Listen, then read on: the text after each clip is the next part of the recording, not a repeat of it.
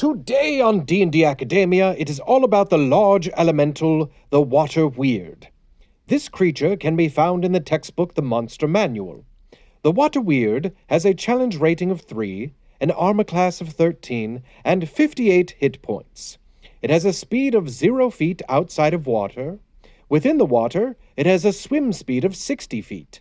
It has blind sight of 30 feet and a passive perception of 10. The only languages it understands are Aquan, but it can't speak.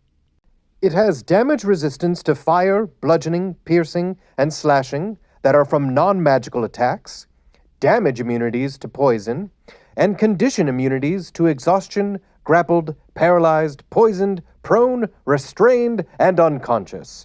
The Water Weird is invisible while fully immersed in water. It also dies if it leaves the water to which it is bound or if that water is destroyed. Due to its elemental nature, a Water Weird does not require air, food, drink, or sleep. As for its actions, it gets a Constrict ability, which is a melee weapon attack with a +5 to hit and a reach of 10 feet on one creature. If it hits, it deals 3d6 plus 3 bludgeoning damage. If the target is medium or smaller, it is grappled and needs a DC 13 athletics check to escape, and it is pulled 5 feet toward the Water Weird. Until the grapple ends, the target is restrained. The Water Weird tries to drown it, and the Water Weird can't constrict another target until it releases the first one. As for the lore of the Water Weird, it is an elemental guardian bound to a specific water-filled location, such as a pool or fountain. Invisible while immersed in water, its serpentine shape becomes clear only when it emerges to attack, using its coils to crush any creature other than its summoner, and those its summoner declares as off-limits. When slain, a Water Weird becomes an inanimate pool of water.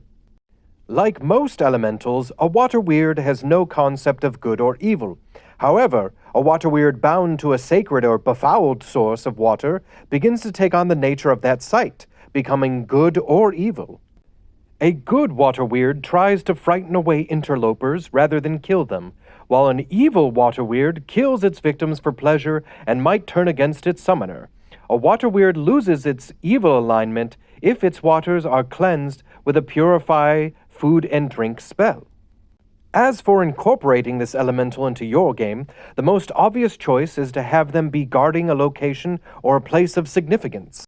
An interesting technique you could do with the Water Weird is if any of the party members throw anything into it that causes poison, acid, lightning damage, or something similar. If the Water Weird is currently constricting someone, you could have that be passed on through the water and affecting the player.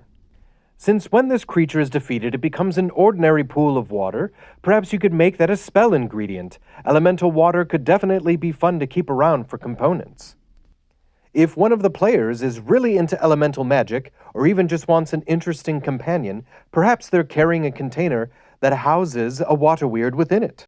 The Water Weird may not be the most powerful elemental, but it can definitely be the most difficult fight if the battle is occurring underwater, since they are invisible in water and they have a 10-foot reach.